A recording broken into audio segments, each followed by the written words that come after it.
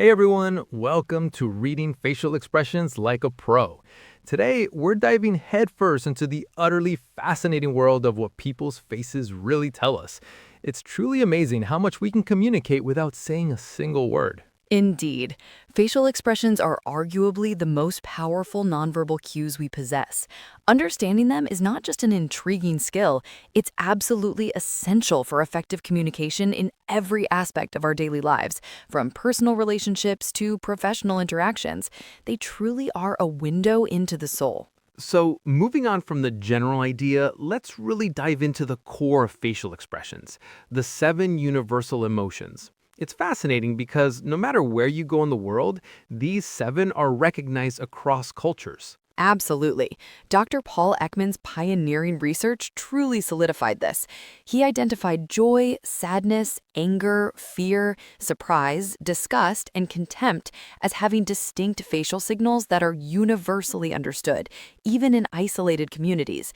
For instance, joy is typically shown with the corners of the mouth pulled up and back, often with a Duchenne smile, where the muscles around the eyes contract, creating those delightful crinkles. Oh, the Duchenne smile. That's the truly genuine one, right? You know, the one that reaches your eyes, not just your mouth. You see that when someone gets a really thoughtful gift or hears a fantastic piece of news. It's truly heartwarming. Precisely. Then there's sadness, often characterized by the inner corners of the eyebrows being drawn up and the corners of the lips pulled down. Think of it as a subtle droop. Yes, like when you've just heard some disappointing news, or maybe when your favorite team loses a really important match. It's that quiet, inward kind of grief. Indeed. And anger, on the other hand, presents with the eyebrows drawn down and together, often a glaring look and the lips pressed firmly together. Right, that's the classic don't mess with me face. You see that when someone cuts you off in traffic or when a child feels unfairly treated. It's very clear, very direct. Fear, by contrast, involves the eyebrows raised and drawn together, with the upper eyelids raised and the mouth open, often with the lips slightly stretched back. It's that wide-eyed, gasping expression. Like when you hear a sudden loud noise in the dark, or you nearly trip on a step, your eyes just go wide, almost instinctively. And surprise is quite similar to fear in some aspects, with raised eyebrows and wide open eyes, but the mouth is typically open in a more relaxed way, creating an O shape. And it's usually fleeting. Ah, yes, when you walk into a surprise party or a friend suddenly appears when you weren't expecting them. It's that instant whoa before you process it. Quite. Disgust is unmistakable, often involving a wrinkled nose and a raised upper lip, sometimes accompanied by a visible tongue. That's the ew face, isn't it? Like when you taste something truly awful or smell something absolutely foul, it's a full body recoil. Absolutely. Finally, we have contempt, which is more subtle. It's a unilateral raising of the lip corner, often described as a smirk. It's one-sided and indicates a feeling of superiority or disdain. That's a powerful one, almost the silent judgment. You see it when someone thinks they're clearly better than another, or they're just completely dismissive of an idea. It speaks volumes without a single word. That's truly fascinating how universal these core emotions are. But what about when someone is trying to hide what they're truly feeling? Is there a way to unmask those hidden emotions? Indeed, there is. And this brings us to the intriguing world of micro-expressions. Imagine a blink, but for an emotion. These are incredibly brief, involuntary facial expressions that flash across a person's face for just a fraction of a second, typically between 1/25th and 1/5 of a second. Wow, that's incredibly fast. So they're practically imperceptible to the untrained eye. Precisely. They're often so quick that many people don't even register them consciously.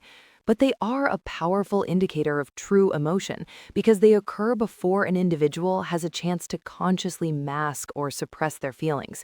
Even if someone is trying to put on a brave face or feign an emotion, a microexpression might betray their real state. So it's like a tiny involuntary leap of their true feelings. That's amazing. How did we even discover something so subtle? Much of our understanding comes from the pioneering work of Dr. Paul Ekman, a renowned psychologist and researcher in the field of emotions and facial expressions.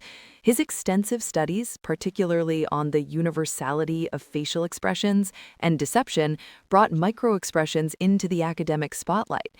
He developed the Facial Action Coding System, or FACS, which is a comprehensive method for anatomically classifying all observable facial movements.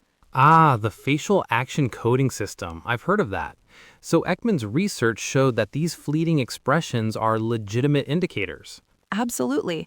His work and that of his colleagues demonstrated through countless studies that microexpressions are reliable signals of underlying emotional states, even when those emotions are consciously being suppressed.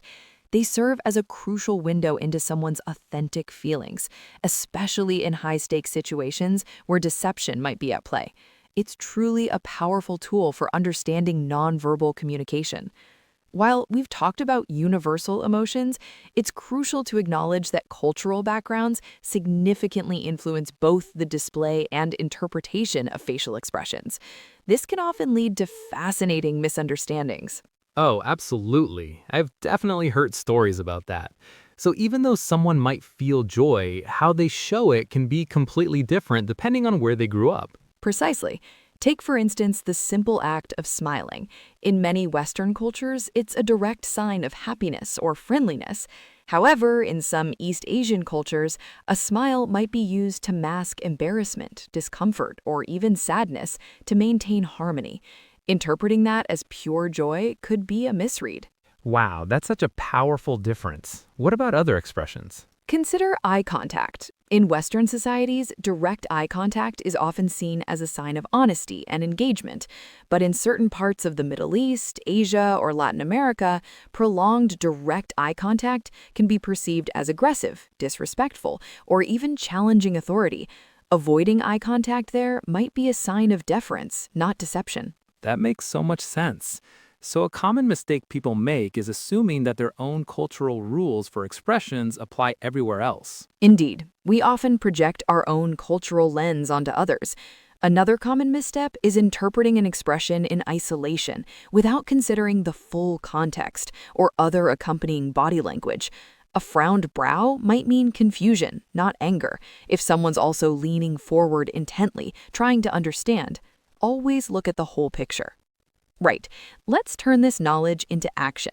For our listeners who want to sharpen their observational skills, the first tip is conscious practice. Actively observe people in everyday situations. Silently guess what emotion they might be feeling solely based on their facial cues. Yes, it's like a game. Try doing it when you're waiting in line at the coffee shop or on public transport. Don't stare, of course, but just subtly notice the slight upturn of a lip, the furrow of a brow. You'll be amazed at how much you start to pick up. Precisely. Another crucial element is context. A frown might indicate anger, but if someone's just walked into a surprisingly cold room, it could simply be surprise or discomfort. Always consider the situation and environment. And don't forget congruence. Does their facial expression match their words or their overall body language? If someone says they're fine with a tight, strained smile and crossed arms, the facial expression is just one piece of the puzzle. Look for the whole picture. Practice makes perfect here. So, to quickly recap, we've journeyed from the 7 universal emotions to the subtle revelations of microexpressions, and even touched upon how cultural nuances shape our understanding. Remember, facial expressions are a powerful silent language. Absolutely. We hope you'll take these insights and apply them, paying closer attention to the faces around you. It truly enhances connection and understanding. Thank you so much for joining us on Reading Facial Expressions Like a Pro.